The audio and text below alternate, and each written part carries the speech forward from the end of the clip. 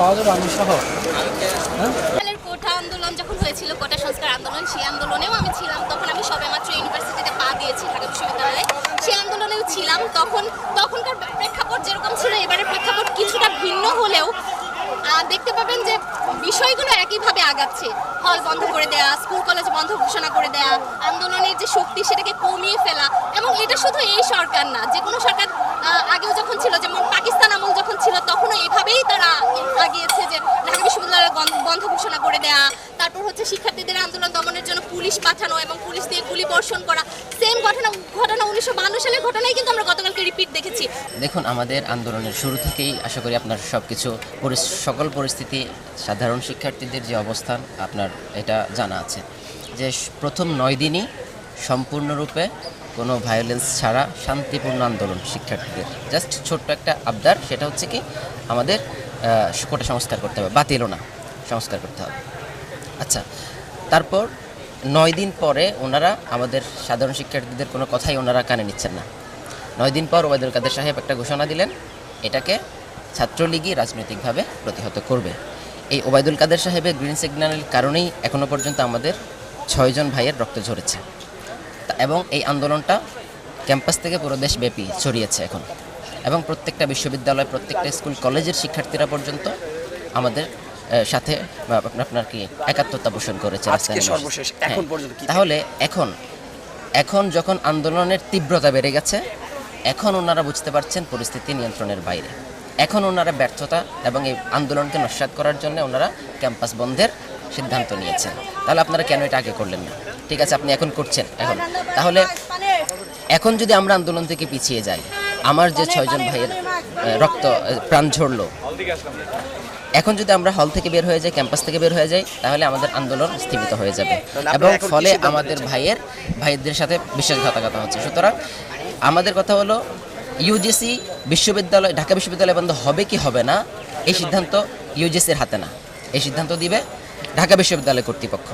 যেভাবে জাহাঙ্গীরনগর বিশ্ববিদ্যালয় কর্তৃপক্ষ প্রশাসনের বাহিরে গিয়ে তারা ঘোষণা দিয়েছে যে তারা ক্যাম্পাস বন্ধ করবে না, তারা হল বন্ধ করবে না, তাহলে আমরা কেন আমাদের ঢাকা বিশ্ববিদ্যালয়ের প্রশাসনরা কেন আমাদের বিরুদ্ধে গিয়ে ক্যাম্পাস বন্ধ করবে, আমাদের বিরুদ্ধে গিয়ে হল বন্ধ করবে? এবং তারা যদি এ ধরনের কোনো সরকারের অনুকূলে সাধারণ ছাত্রদের বিরুদ্ধে যদি কোনো ধরনের সিদ্ধান্ত নেয়ও, আমরা হল ছাড়ব না, এবং আমরা হলেই অবস্থান করব, কারণ আমরা এই ক্যাম্পাসকে ছাত্রলীগের সন্ত্রাসমুক্ত করেছি। সুতরাং আমরা পুনরায় এই ক্যাম্পাসে ছাত্রলীগের সন্ত্রাসী যাতে বিস্তার করতে পারে, আমরা সেই সুযোগ দেব না, আমরা হলেই অবস্থান করব। Thank you.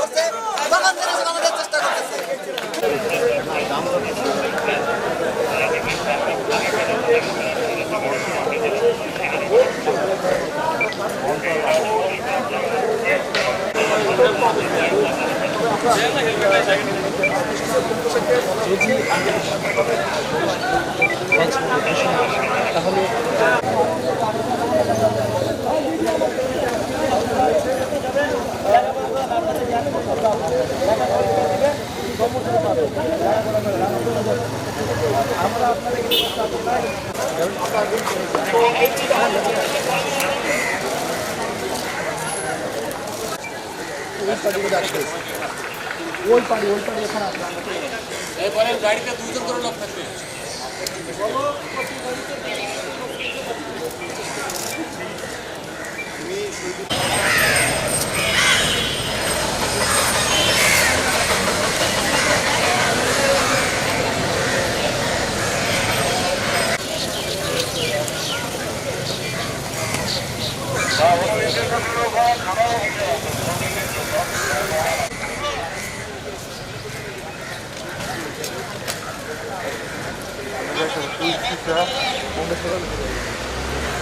এলাকায় কিন্তু আইনশৃঙ্খলা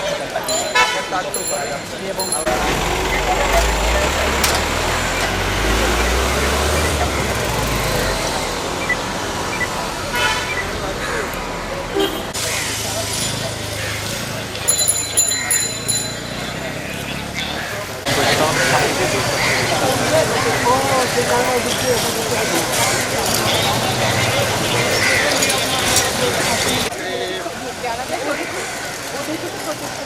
রিসা পড়ে দাও।